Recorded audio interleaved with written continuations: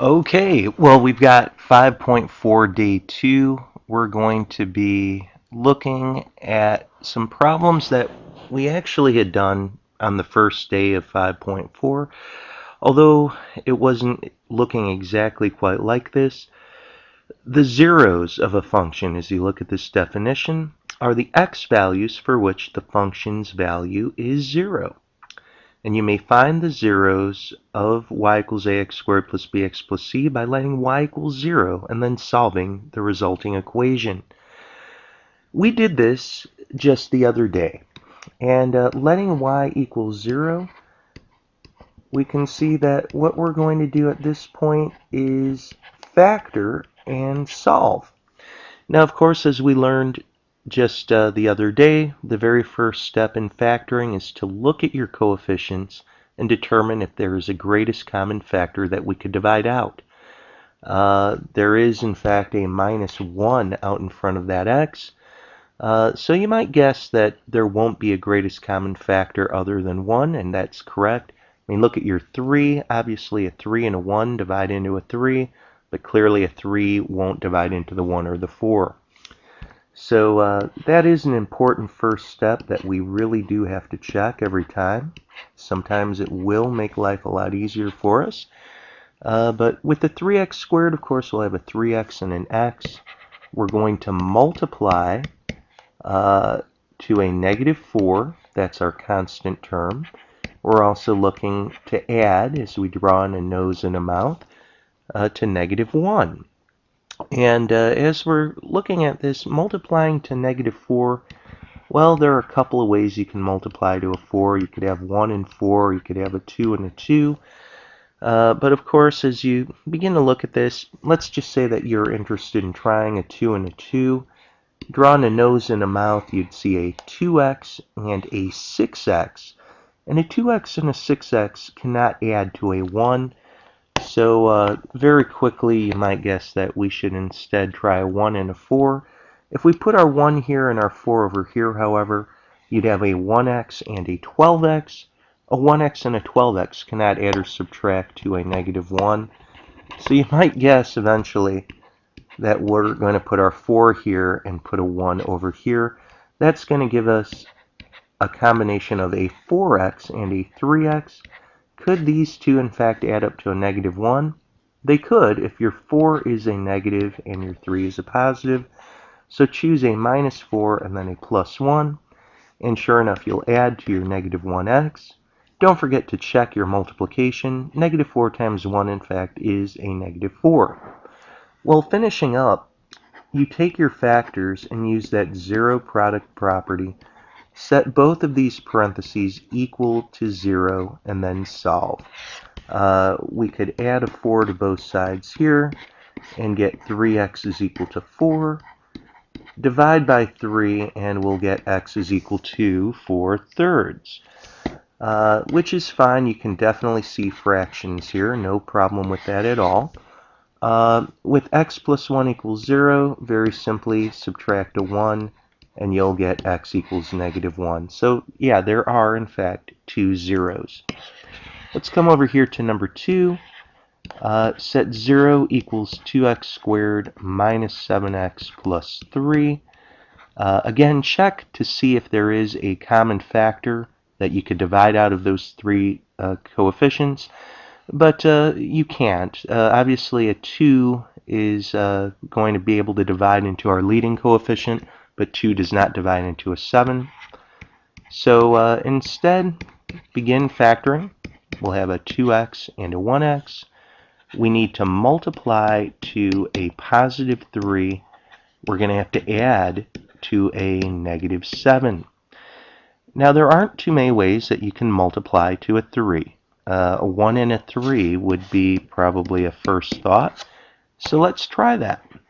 A nose and a mouth, you can see that we'd have a 1x and a 6x. Very promising. That adds up to a 7x, but we need this to add to a negative 7x.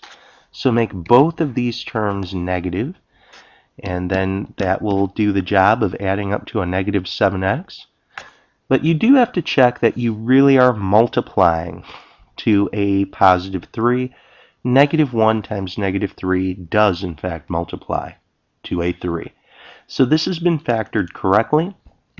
Then we'll take our parentheses, set them equal to 0, and solve each one. Very quickly, just add a 1 to both sides here. Again, you can see we're going to have a fraction. When we divide by 2, you'll have x equals 1/2. Over here, very quickly, add a 3. You get x is equal to 3. So there are two zeros. These are actually also what we would call our x-intercepts.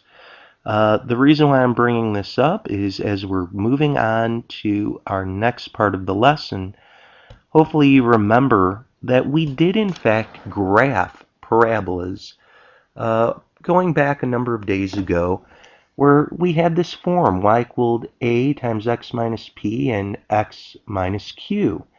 You might have remembered that what we did is we looked at both of these parentheses, and we realized that these parentheses were very special. If we were to let x equal, say, p, then p minus p would be 0. We'd find that our x-intercepts, also what we just solved for, our zeros in fact, would be x equals p. Over here we'd get x equals q. And we saw that our vertex would occur, if you remember back to what we were doing before, h was just going to be the average of those two x-intercepts. Or, as we just learned up above, the average of those two zeros. Now that was the x-coordinate of the vertex, but the vertex was the highest or the lowest point on the curve you might remember us talking about. The maximum or minimum value occurs at the vertex. That's really what we're seeing right here. And where will that occur? It will occur at h equals p plus q all over 2. So very, very quickly, let's take a look at the last part of the lesson here. For number 3, let's see if we could name our x-intercepts. Again, this would be really naming the zeros. What we saw before, and by the way, this is equivalent to doing what we were doing just a few moments ago. It's as if we were just saying 0 equals x plus 2 times x plus 4, and then setting each of these equal to 0. X plus 2 equals 0. Now, for the sake of speed, we would just say, hey, notice that x equals negative 2 would get you a value of 0 here. Similarly, we could say x equals negative 4. And the vertex, h, is just going to be the average of those two x-intercepts. Negative 2 plus negative 4 is negative 6. Negative 6 over 2 is negative 3. But they're not asking for the vertex specifically. This is a little bit different from what we were doing earlier, although it's strongly connected. When they're saying maximum minimum value, what they're really asking for is the y-coordinate of the vertex. The y-coordinate of the vertex. So we're going to take this negative 3 and plug it in to our parabola. And we can do this very, very quickly. Negative 3 plus 2, of course, is negative 1. Negative 3 plus 4 is a positive 1. And negative 1 times 1 is negative 1. We'd see that this is going to be, actually, because it's a parabola with a positive a value, it's going to look just like so. This would be our minimum value. The vertex here would be a lowest point on our curve, so that y value would be the lowest, the minimum value that the function would ever obtain. Let's keep going. For number 4, let's see if we could find our x-intercepts real quickly. For our first parenthesis, hopefully you remember us doing this way back when, we could let x equal negative 4. If negative 4 was plugged in for x, that parenthesis would become 0. Likewise over here, we'd let x equal 8. Now again, this is very much like what we were doing up above, where we could go through all the work to set 0 equals this. It's already in its factored form. Set each factor equal to 0 and solve. Of course, you get -4 and 8 for an answer. Well, your vertex will be the average of these x-intercepts, -4 plus 8 all over 2. That's 4 divided by 2, and 4 divided by 2 is 2 itself. Now again, what you do for a maximum minimum value is you plug that x value in, and you get the y value as a result. 2 plus 4 is 6. 2 minus 8 is actually going to be -6. 6 times -6 is -36.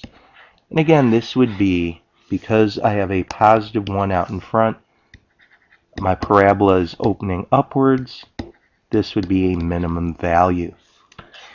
Last problem here. Just wanted to show you that here it might be a little bit trickier to get the x-intercepts. What we were doing in example 1 though is, once everything was factored, we'd set these parentheses, these factors, equal to 0. And here, you might have to do a little more work. You get 2x equals -3, and then you'd get x equals -3 over 2 when you divide by 2.